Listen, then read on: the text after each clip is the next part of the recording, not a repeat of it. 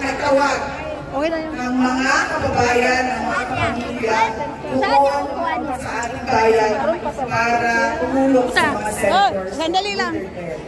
Ang susunod na pagpapasalamat ko ay sa inyong lahat, mga kababayan namin na nandito sa Kuwait.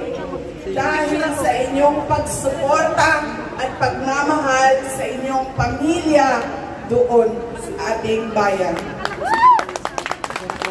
Alam niyo ba na ang pinakamalaki na pagpapadala o dollars natin galing sa ating overseas Filipino workers? Yan ang top source natin. Kaya tayo buoyant dahil lang dyan sa inyong tulong na pinapadala ninyo sa Pilipinas. Kaya karapat-dapat lang din na makinig sa inyong lahat, sa inyong mga advice, suggestion, mga complaints, at marami pang iba.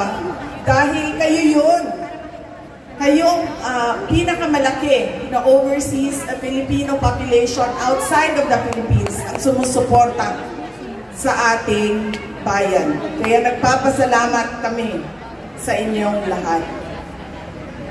Ang susunod po ay ang updates natin mula po sa defense team ni dating Pangulong Rodrigo Duterte. Gusto po nila paalam sa inyo na meron po silang final yung pag-question ng jurisdiction ng korte sa kaso ni dating Pangulong Rodrigo Duterte.